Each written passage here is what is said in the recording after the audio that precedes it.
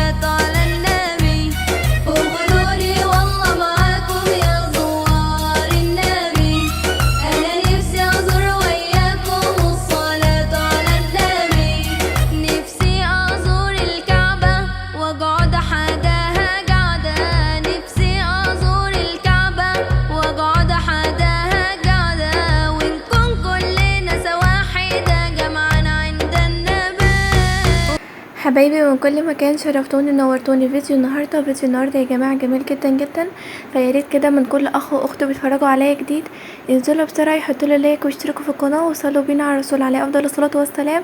ويلا نشوف فيديو النهارده هنعمل في ايه. طبعا بقى كده زي ما انتم شايفين هنعمل روتين كده سريع في الاوضه. عايزه اقول لكم ان انا الاوضه ديت كانت مضايقاني، وكنت بقول امتى كده هاخد الاجازه علشان انضفها كده كل يوم. هي كانت بتنضف طبعا كل يوم، بس انا معرفش ده اقل حاجه بيبان فيها، فانا بصراحه كانت مضايقاني قوي. اقل حاجه كانت بتبان فيها لو عملت ايه كانت بتبان فيها، وعايزه اقول لكم برضو اقل حاجه في النظافه بتبان فيها. فانا كل يومين 3 كده لازم ان انا اغير الملايه واغير كل حاجه كده في الاوضه، واشيل الفرش اصلا اللي على الارضيه ديت واكنس وامسح وكلام من ده. بتضايق قوي قوي قوي لما اشوف الاوضه بتاعتي ما هيش مترتبه او ما هيش يعني متنظمه وكده، بتضايق قوي. فيا جماعه بقى كده صلوا بينا على الرسول عليه افضل الصلاه والسلام، ويلا بينا كده ننضفها سوا وشجعوا كده معايا. عايزه اقول لكم بقى ان انا بدات كده فتحت الشباك وجبت طبعا بقى البطانيه وحطيتها عليه. طبعا اول حاجه بعملها خالص في الاوضه او في اي روتين في الاوض بطلع الفرشه بحطها كده في الشمس بره. عايزه اقول لكم اصلا ان الشباك دوت منه للشارع على طول، فالشمس بقى وكده وهوا، فانا بطلع دايما الفرشه عليه. وبعد كده طبعا شلت الملايه وجبت هنا يا جماعه ملايه. عايزه اقول لكم ان الملايه الاولانيه جيت احطها وكده ما عجبتنيش خالص، قلت لا انا هسيبها لاوضه ماما وهجيب بقى ملايه تانية كده على مزاجي هحطها هي نفس اللون. انا عايزه اقول لكم ان انا بحب اللون ده قوي برضو، فجبت برضو ملايه نفس اللون، وقلت اسيب بقى الملايه التانية هحطها على سرير ماما وكده. لان انا لما باجي اعمل الاوض باجي مثلا اساتف الاوضه بتاعتي بعمل الاوض كلها. فطبعا بقى يا جماعه جبت ملايه تانية كده زي ما انتم شايفين اهوت، وبدات ان انا افرشها كده. طبعا يا جماعه برضو شلت المخده بتاعه السرير اللي هي الكبيره، برضو حطيتها على الشباك. برضو بتبقى هي مستحب ان هي برضو يعني ايه تبقى منها للشمس وللهوا كده. عايزه اقول لكم ان انا بحب اهوي الاوض وبحب اهوي البيت يعني كله عامه، بحب ان يبقى فيه هوا جديد كده داخله. وبعد كده طبعا بقى جبت بعد ما فرشت خلاص الملايه اللي هي الكبيره اللي هي على السرير، جبت بقى المخده الكبيره وبدات برضو ان انا انسق لها كده يبقى فرشه لونها، فاهمين؟ عشان السرير كله والاوضه كلها تبقى لون بعض. انتوا لو خدت بالكم اصلا ان انا هخلي الاوضه كلها لونها لبني النهارده. الفيديو بتاعنا هنخليه لبني كله النهارده. حاولت انسق على قد ما اقدر علشان يعني يبقى كله كده طقمه مع بعض يعني وكده. وطبعا بقى هنا زي ما انتوا شفتوا انا عملت الملايه اهوت على السرير، وكمان المخده غيرت لها الوش بتاعها. ده طبعا ده اكيد ادام هغير الملايه اللي على السرير لازم اغير الوش بتاع المخده. وبتاع المخدات كلها يعني عامه. وبعد كده بقى هو زي ما انتوا شفتوا، انا الصراحه كنت بقول ان انا مش هشيل فرشه، بس لقيت الجو حر والفرشه اصلا عايزه تتكنس، فانا قلت هشيلها وهكنس الارضيه وهمسح، ومعدتش هجيبها بقى تاني دلوقتي لان الجو حر قوي قوي قوي يا جماعه. بالرغم ان احنا قدامنا وورانا خلا وكده، مش بيوت علشان يبقى حر ما يبقاش كاتمه قوي، بس برضو الجو حر عندنا قوي قوي يعني. طبعا يا جماعه دي المخده الكبيره بقى اللي انا بحطها في الجنب ديت، برضو جبتها وحاولت انسق لها برضو وش كده لون يعني الملاية والمخدة الكبيرة. طبعا يا جماعة ده اصلا كله طقم مع بعض، بس الفكرة ان انا عايزة كل حاجة تبقى يعني ايه مدية لبعضها كده. انا ما بحبش على فكرة كل حاجة تبقى دي لون ودي لون ودي لون، وبحب الالوان الهادية قوي، يعني اللون اللبني دوت يعني بحس ان هو مريح للعين كده.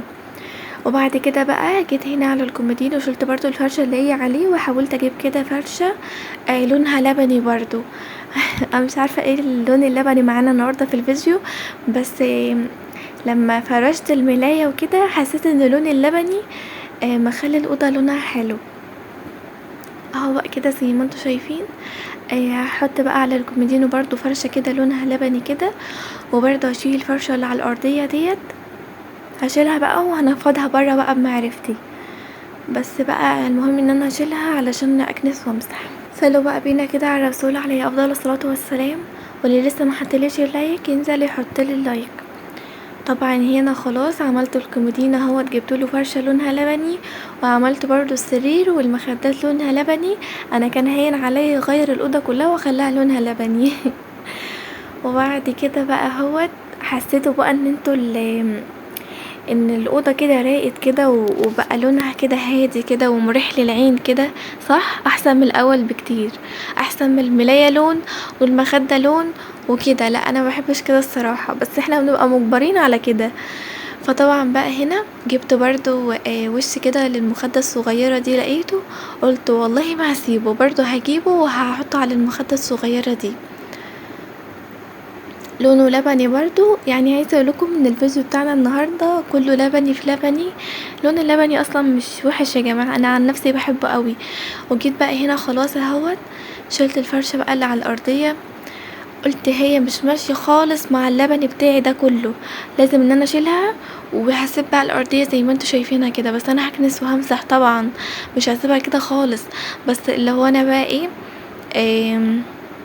طبعا ما لقيتش طبعا سجاد يعني لونه لبني، فانا فانا طبعا قلت هكنس وهمسح بس واسيب الارضيه كده كده كده، يعني عندنا الجو حر فعادي يعني ان اشيل السجاد وكده. لو احنا في الشتا هقول لكم مش لازم ان احنا نشيل السجاد، نكنس يعني وخلاص. طبعا بقى يا جماعه اهوت بعد ما خلاص بقى خلصت الاوضه خالص، شفتوا بقى الدنيا رقت معايا ازاي. وهنا يا جماعه بقى علشان اوريكم بقى الجو من بره، طلعت كده بره يعني زي ما قلت لكم كده ان الاوضه بتاعتي الشباك اول ما بفتحه بيكون طالع على الشارع على طول، عندنا منه للشارع على طول. فده بقى كان فيديو النهارده يا حبايب قلبي، اتمنى يكون عجبكم وتكونوا حطيتوا لي لايك، والسلام عليكم.